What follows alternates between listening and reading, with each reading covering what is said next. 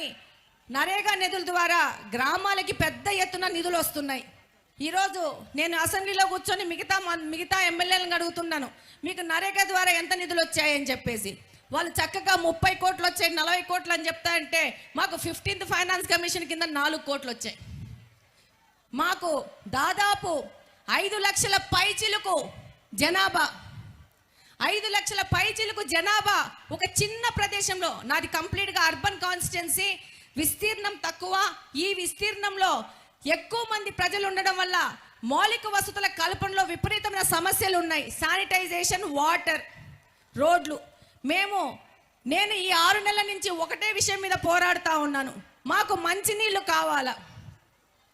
మాకు పరిస్థితి ఏంటంటే ఈరోజు మా యొక్క కడప నియోజకవర్గంలో డ్రైనేజ్ వాటరే మళ్ళా పెన్నాలోకి కలిసి అదే వాటరే పంపు చేసుకొని తాగుతున్న పరిస్థితి ఏర్పడతా ఉంది.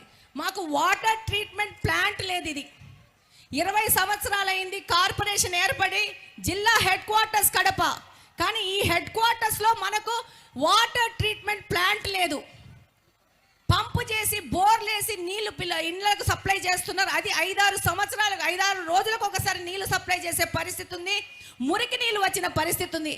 మాకు ఒక ఎస్టీపీ లేదు, మాకు ఒక సమ్మర్ స్టోరేజ్ ట్యాంక్ లేదు. ఈరోజు మేము డిసెంబర్లో ఉన్నాం, ఈ రోజు కూడా 2-3 రోజులకు ఒకసారి నీళ్లు వదిలే పరిస్థితి ఉంది.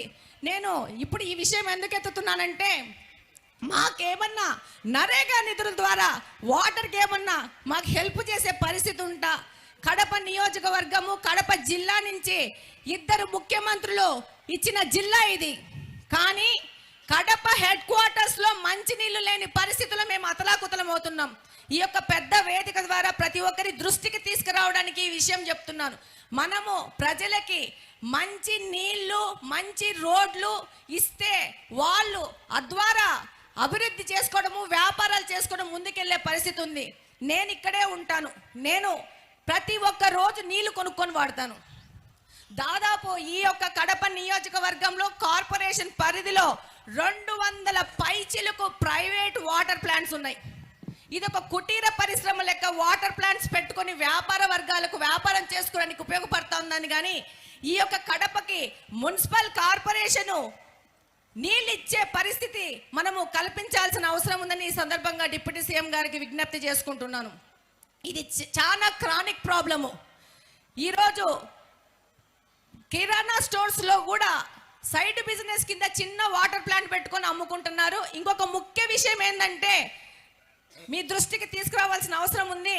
వాటర్ ట్రీట్మెంట్ ప్లాంట్లో ట్రీట్మెంట్ అయిపోయినాక ప్యూర్ వాటర్ తీసుకున్నాక రిలీజ్ అయ్యే ఇంప్యూర్ వాటర్ని కూడా డ్రమ్ముల్లో వచ్చి పట్టుకొని వెళ్ళి వాళ్ళ నిత్యావసర అవసరాలకు వాడుకున్న పరిస్థితిలో ఈ కడప ఉంది.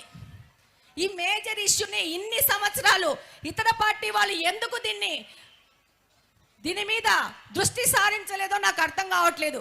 ఒక్కొక్క ఎమ్మెల్యే 10 సంవత్సరాల నుంచి గెలిచానని చెప్తున్నారు, కానీ ఈ 10 సంవత్సరాల్లో వాళ్ళు 10% కూడా వాళ్ళ దృష్టి ఈ నీళ్ళ మీద వాళ్ళు కేంద్రీకరించింటే ఈరోజు కడపకి ఈ పరిస్థితి వచ్చేది కాదు. కాబట్టి ఈ సందర్భంగా ఇక్కడ ఇంతమంది అధికారులు ఉన్నారు, ఈ దృష్టిని మీ దృష్టికి తీసుకోవాలనే ముఖ్య ఉద్దేశంతోనే ఈ సమస్యను మీ దృష్టికి తీసుకొని వస్తున్నాం. మాకు రోడ్లైనా ఎంతో కొంత వేసుకుంటా ముందుకెళ్తాం, శానిటైజేషన్ కాలువలు ఎట్లో అట్లా చేసుకుంటాం, కానీ ఈ మంచినీళ్ళు అనేది బయట నుంచి తెచ్చుకోవాల్సిన అవసరం ఉంది. దానికి సంబంధించిన ట్యాంకులు కట్టుకోవాల్సిన అవసరం ఉంది. కొంచెం ఒక చిన్న ఇంపార్టెన్స్ ఇచ్చి కడప నియోజకవర్గము రాయలసీమలో వెనకబడిన ప్రాంతము, ఇది మాకు 2 ముఖ్యమంత్రులు ఇచ్చింది అదృష్టమో దురదృష్టమో అది ప్రజలు ఒకరినొకరు ప్రశ్నించుకోవాల్సిన అవసరం ఉంది. కాబట్టి ఈ సందర్భంగా నేను తెలియజేసుకుంటున్నాను, తప్పకుండా మీరు ఈ విషయం మీద దృష్టి సారించి మా కడపను కాపాడాలని కోరుకుంటున్నాను.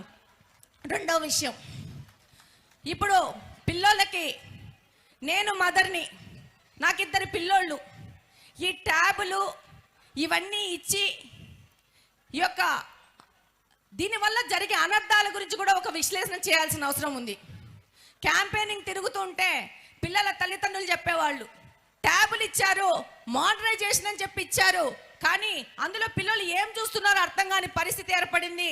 వాళ్ళకి విద్యా వ్యవస్థ అభివృద్ధి చేశామన్నారు కానీ గత ప్రభుత్వము విద్యార్థులని రకరకాల వాటికి ఎక్స్పోజర్ చేసి నాశనం చేసిన ఘనత కూడా వాళ్ళకి ఇవ్వాలని కోరుకుంటున్నాను. అలాగనే ఈరోజు డిప్యూటీ సీఎం గారికి దృష్టికి తీసుకెళ్తున్నాను. ఈ యొక్క కడపలో ఈ యొక్క ఎడ్యుకేషన్ రిఫార్మ్స్లో ప్రాథమిక పాఠశాలల్ని విలీనం చేశారు. దీనివల్ల టీచర్లకు విద్యార్థులకు చాలా నష్టం జరిగింది. దూర ప్రాంతాలు లేకుండా డ్రాప్ అవుట్స్ పెరిగినారు.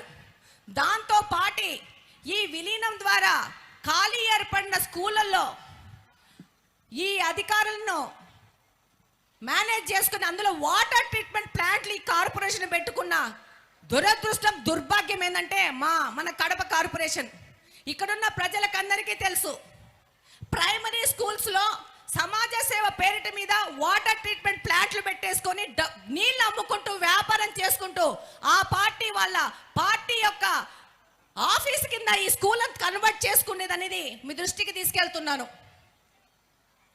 దీని మీద ఒక విచారణ జరిపి ఈ కార్పొరేషన్లో రెజల్యూషన్ చేసి దాన్ని అధికారికంగా అప్రూవల్ ఇచ్చుకొని స్కూల్స్ని పిల్లలకు చదువులు అక్కర్లేదు, వీళ్ళకి ఆ స్కూల్స్ని కబ్జా చేసుకొని ఒక సోషల్ అవేర్నెస్ ప్రోగ్రామ్ కింద వాటర్ ప్లాంట్లు పెట్టి వాటిలో ఆ పార్టీ ఆఫీసులు పెట్టేసుకొని అక్కడ గుమ్ముకొని పార్టీ కార్యక్రమాలు చేసుకుంటా ఉండరు.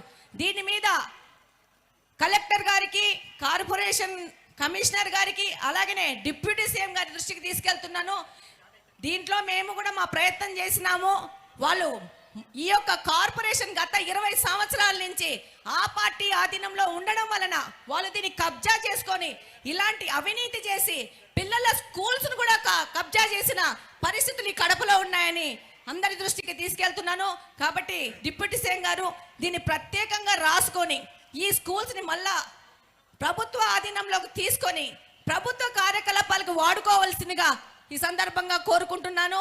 నాకు ఈ అవకాశం ఇచ్చిన పెద్దలందరికీ ధన్యవాదాలు తెలియజేసుకుంటూ ఆల్వేస్ కడప నియోజకవర్గ అభివృద్ధి మాత్రమే ధ్యేయంగా పనిచేస్తామని తెలియజేసుకుంటున్నాము. Thank you very much. చాలా మంచి సందేశం అందించారు. Thank you madam. Thank you.